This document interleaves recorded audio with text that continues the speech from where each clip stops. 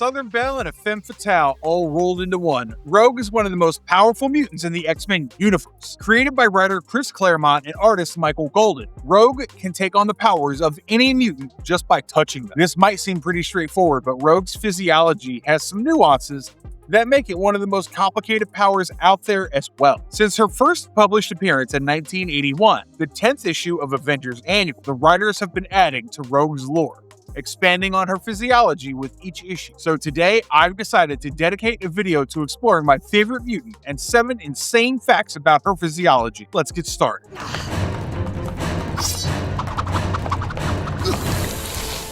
Rogue, the Power Sponge. If you've seen Rogue in action, you've probably seen her touch another mutant and simply start using their power. This is what her power is. Just by touching another mutant, she can absorb whatever powers others might have. When she puts her hands on a powerful being, her body first learns about their power and the physiology, biology, and energy mechanism needed to replicate that power. To put it simply, her body learns the answer to the question, what makes them tick? Once it does, her body begins to change, while whoever she touches is reduced to the baseline biology and physiology of a powerless human being. All of this happens within a fraction of a second, and if you haven't seen her in action, let me tell you, she gets the power to teleport after touching Nightcrawler, and she gets the ability to grow metallic claws after she touches Wolverine, and so on. Her powers are not limited to mutants. She can recreate the powers of any superpowered being, alien or human. A good example of this can be seen in the 179th issue of the Uncanny X-Men. In this issue, Pyro heated up Colossus to a dangerous degree, and then Avalanche enveloped him in absolute zero liquid nitrogen. The result is a severely injured Colossus, frozen solid and unable to react. No doctor or healer could treat him, as his impenetrable skin became his own worst enemy. With his wounds slowly killing him, the mutants are pressed to find a cure soon. Kitty Pryde asks Rogue to absorb his powers so that while he's human for a while, a healer can treat him. Though Rogue had shied away before from using her powers on mutants whose powers would severely affect her looks, she doesn't think twice to absorb Colossus's power.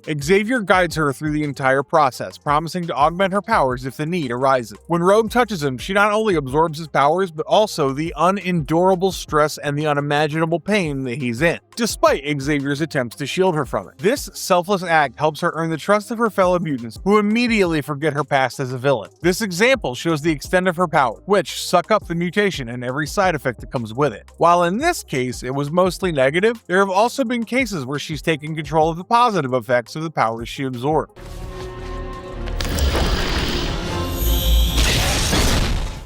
She has her limitations. Though I stand by the fact that Rogue is one of the most powerful mutants out there, she's not without her limitation. Her power depends a lot on her touch. She needs skin-to-skin contact for her powers to work. If she ends up facing a powerful mutant who had the foresight to cover every bit of his skin, Rogue will be left powerless. The total length of time that she can keep a power is directly proportional to the length of time she has physical contact with them. So the longer she touches someone, the longer she gets to wield their power. While her body can reproduce any power, it does not mean her mind can learn that power at the same speed. There are so many unique and interesting powers in the X-Men universe that Rogue is bound to run into a new one every now and then. If these powers are too complex, they'll end up as more of a disadvantage to her than an advantage. And also, she can only absorb the powers of a living being. If you're thinking, well, aren't all superheroes living beings? Then think about Vision, who's a synthezoid. He's a sentient mechanoid. He's not an actual living being. There have been instances where Rogue had to fight Vision, and she had to depend on her combat skills and wit to defeat him, as she couldn't absorb his power. This goes for all androids, cyborgs, and robots, like Ultron and Iron Man's suit, and psychic beings like the Shadow King. Check it out.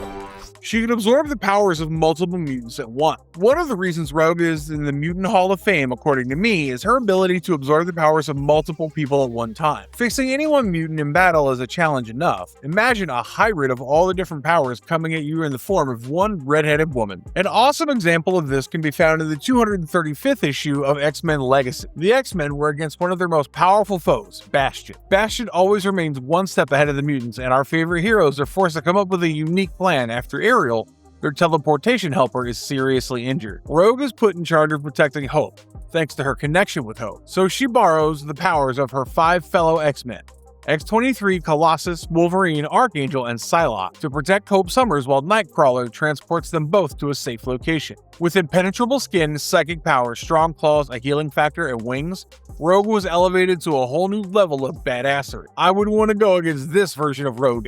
The way she was drawn is pretty iconic too. She has an entirely metallic body, a pink glare around her eyes, and Wolverine claws erupting out of her knuckles. Certainly a sight to behold. She can resist graviton. In the 27th issue of the Uncanny Avengers, Rogue and her friends had to face Franklin Hall, the villain mostly known as Graviton. His powers are, drumroll please, the ability to control gravity. Yeah, not very clever with his name, is he? Anyway, Graviton can manipulate the gravitational pull of anything and everything around him. Though his name is obvious and uncreative, Graviton's not a villain who can be discounted easily. This guy can easily lift 30 cities into the air. Even during the fight, Graviton floated Scarlet Witch into space by completely reducing her gravity affecting her, and stopped Quicksilver by increasing the gravity affecting him. But when he tried to use the same trick on Rogue, increasing her gravitational pull to bury her alive, Rogue simply resisted it. That goes to show you how resilient she is. She didn't even need to use her power to defend herself from Graviton. But the X-Men did need to defeat him soon, and for that, they distracted Graviton while Rogue snuck a kiss from him and took over his power. All in a day's work. Not just your powers, she can take your memories too. When Rogue has skin-to-skin contact with someone, it doesn't just absorb their powers, she absorbs their memories as well.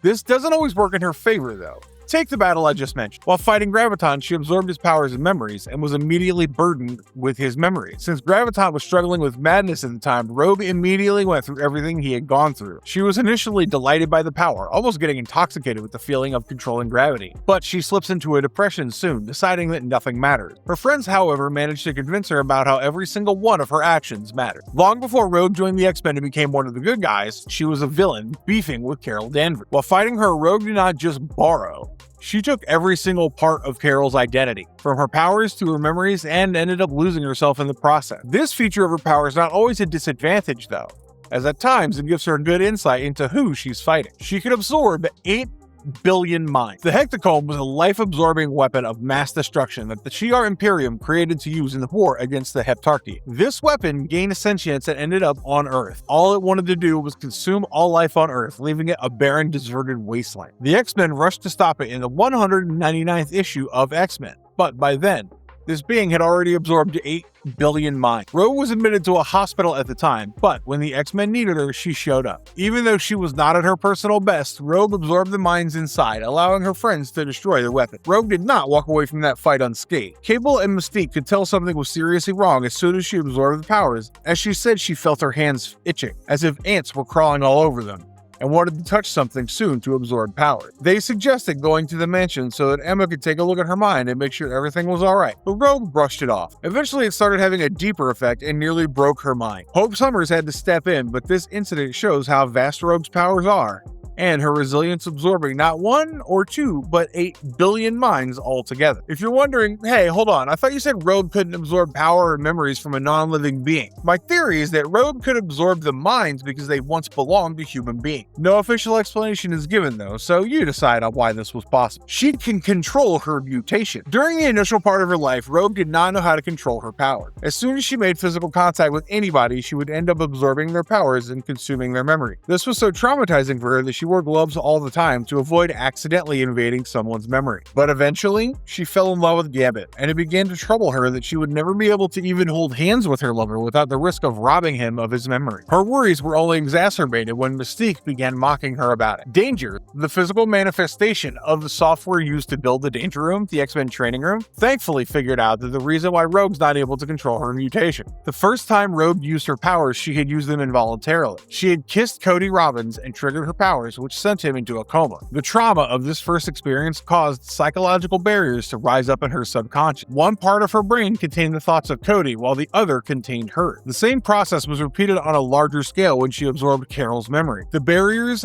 paralyzed the normal development of her powers and froze them. Now that they knew the reason, it only took moments for good old Professor X to take down the barriers, allowing Rogue to learn how to control her powers. You can read more about it in the 224th issue of X-Men Legacy. This was the defining moment of her life, the moment when she could freely mingle with her loved ones without compromising on her power. Every mind she absorbs leaves a psychic fingerprint. When you absorb an entire person's memories, you get to know exactly what shaped their identity, and if you do it often, there's a chance you'll start losing your identity. As I've already told you a couple times earlier, Rogue absorbs memories, and when she gives them back or loses her hold on the powers, it doesn't go away completely. It lingers like a psychic fingerprint. What happens to a clear glass if there are enough fingerprints on it? It becomes smudged or hazy. Unfortunately, this is what's happened to Rogue on multiple occasions. You can see her powers taking a toll on her sanity in the 182nd issue of Uncanny X-Men, where she starts losing a grip on who she is, and in the 203rd issue of Uncanny X-Men, she begins morphing into Carol Danvers because of her memories trotting around in her head. It starts small with Rogue losing her southern accent and speaking with a strong Boston one. Things start to snowball when she rescues Carol's friend Michael Rossi from S.H.I.E.L.D. agent Garwood, who was a double agent for the Hellfire Club. She calls him Ace like Carol used to and cooks him the exact same dish Carol had invented. It's only when she starts saying that she enlisted in the Air Force at 18 that she catches herself, as she was only 18 at the time. Memories of her own begin to collide with memories of Carol, and she's left confused as to who she is. But the X-Men are a tight-knit family, and they always seem to help her out of these issues. These are all the insane physiological facts about Rogue that I found really interesting. I hope you enjoyed them. Let me know your thoughts in the comments below, and if you like this video, you know what to do. Tap on that subscribe button and turn on notifications to never miss an update from our marvelous channel. I'll be back soon with more awesome stuff, but until then, take care and goodbye.